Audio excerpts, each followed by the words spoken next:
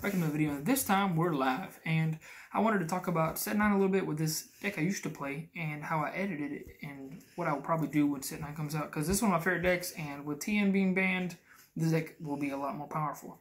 And it's one of my favorite leaders. We've got Hirudegarn. This used to be one of the most overplayed leaders, but now it's not really played as much, but it's still super powerful. It has a similar effect to Surge Coup, which is popular currently, where when he attacks, you discard a battle card and draw 2 instead of draw 2, discard 1. So it's very similar. And then the leader effect, when you're 4 less life, you can untap 2 energy and awaken. So pretty good. And on the backside, when you're at 4 energy or more, when he attacks, you draw a card and your opponent puts a card from their hand on top of their deck. Super powerful. And you gain +2 on your opponent every turn. So we're playing blue-yellow, just like the old deck. Now, Wim from Europe, he played this deck, or a similar version of this deck, but it was pre-draft box and pre-set 8, so he didn't have those cards. But this is still the standard blue-yellow lineup, but I changed it with the new cards. 4 beers, your check land, 3 hit to help you rival in your 3 Bojack. And this is a new thing for the deck. Before I didn't play these at all, obviously because this didn't come out yet, and I didn't think this was very good because you always have the -2 from your hand, well, -3, just to play this from your hand. And it's pretty good. It's just a good defensive measure. And 20k beater. 2 poison. I was playing 4 in my original build, and Wim played it at where he got 3rd, I think, at the big event over in Europe. And yeah, I remember the top 8. I can't even remember. But yeah, I played 4 of these before. Could probably still play 3, but this deck digs so much, and you don't want too many extra cards in your hand because your leader can't really do anything about it, but your super combo can. But yes. And the last blue-yellow card we have in the deck currently is 1 Power Batar. This card's like an extra finisher for the deck, and it's just pretty powerful. It draws you 4 cards. And this deck, drawing 4 cards is insane. And also we have a way to protect it from Champa the Trickster, which is pretty important. But this guy's really good. And also, one thing I want to note, and in the next set you have dual super combos. So I'm not sure if I'm going to play a split or just play a take 1 off of that super combo, or play 2-2, Hoy and that. Hoy is really powerful and allows you to cycle through cards and allows you to push for game. But the other card is defensive, so I may go 3-1 as a tech 1 off, and probably cut one of these and cut one of these for and another card. I'm not sure which one yet. For 2 copies of that new big hit, because it becomes a 4-drop finisher in this blue-yellow duel. This card's pretty powerful, but it gets cheaper for each blue or yellow battle card on your side of the side of the field. So triple strike, and it flips your opponent's leader over, so it helps you kill Surge Coup, which is very important. We got 4 Goku Black. The reason why you want to play this deck, really, honestly, this card's insane in this deck. Draw to discard 1, and untap an energy. So I have energy open on your opponent's turn. Card is super good and pivotal for the deck. You got 4 Champa the Trickster. Before I was still playing 4, and I played some Rapid Spirits, but I'm not sure if I really want to play Rapid Spirit anymore. This card is far more superior in my opinion, but Rapid Spirit is pretty good in this situation, so I might side it. But this card basically puts anything that's being played in the rest mode. You draw a card for your opponent's turn, and you can just play this card like for 2 energy to rest blockers and stuff, which is pretty powerful. And it's a free combo yellow if you want to rival for Bojack, which comes up sometimes. For the cards you just played because you're playing Hirudegarn and you want a plus, and this card also works with Goku Black. When this card's sent from your hand to the drop area, by any means, if your leader is Hirudegarn, you get to search for Hirudegarn the Wanderer, which is just basically free fodder for combo and energy.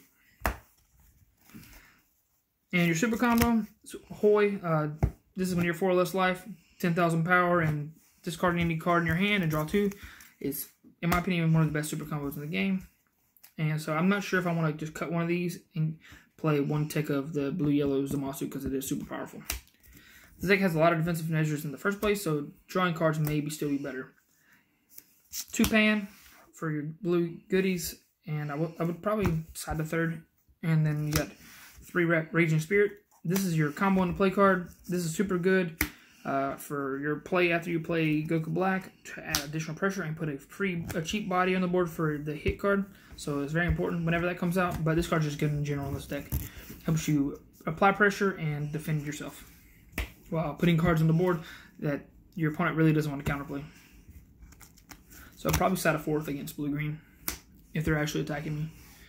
Force into being, this card is the best card in the game. Playing blue, play this card. Best negate, 4-dimension magic. This card's super good. And taps 2 energy if you use Sparking 5. Gives you that energy to play counterplays and stuff.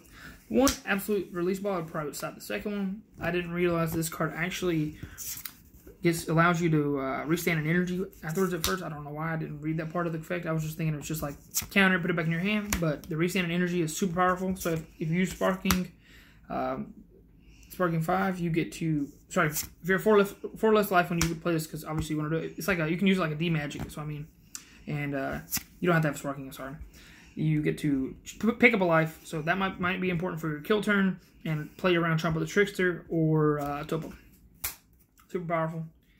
And then we got 2 Swords of Power and 1 Kaioken currently. I'm not sure if I want to go add a second one of these or just go 3 and 2, or 2 and 1 of each, or just go 3 of Swords of Power or 3 of this one. Both of these cards are super powerful and dependent on the meta, but I do like this card for helping finish the game. But this card also gets this effect no matter what, as long as it doesn't get poisoned or bloodlust. So this card doesn't get hurt by Chomp the Trickster, so I think it's good to have it take 1 of in the main, because you draw so many cards with Hoy and Goku Black. And you want to Awaken when you get to 4 life, so you can get that leader ability on. And for Overrealm, I got the 2 Food of the Dark Banisher. You could make an argument to play something else, but I really don't think this better than this. This card, along with your leader, taking cards out of your opponent's hand, and Source of Power, attacking multiple times with it, is basically super game. And then you have ways to protect it with Absolute Release Ball, and Frost Deadly Poison will allow you to stop things too. So this card's super good, but it is kind of bad against the other poison decks. So be careful when you play this card. And one Champa. The red Champa. Finish the game with your leader. Use side the second copy for sure. Also, one thing I want to note about the subsequent format, if you guys don't know, this card is going to be super pivotal. I keep saying this card. Poison is super good. People are splashing blue in the red-yellow decks just so they can have access to this card. People are splashing yellow in the blue decks in general just so you can play this card. This card is super good. If you don't have at least 2 to 3 copies, you should most definitely have these. And then some people are even playing maining 3 inside in the 4th. This card is super good. Just helps you play around Food of the Dark Banisher and Shrouded Fu. So it makes those cards a lot weaker and makes cards like Mirror with Deflect a lot better. So, but that card's weak to Chomp the Trickster. So it's up to you which one you play. Just make sure you play some copies of this if you can in your deck. But yeah, thanks for watching the video, and we'll be posting more content like this, especially with set 9. I have a lot of ideas with these decks and the super combos and how to splash them. If you want to see more videos like that and me explain in depth, please comment below and like this video and subscribe for more content.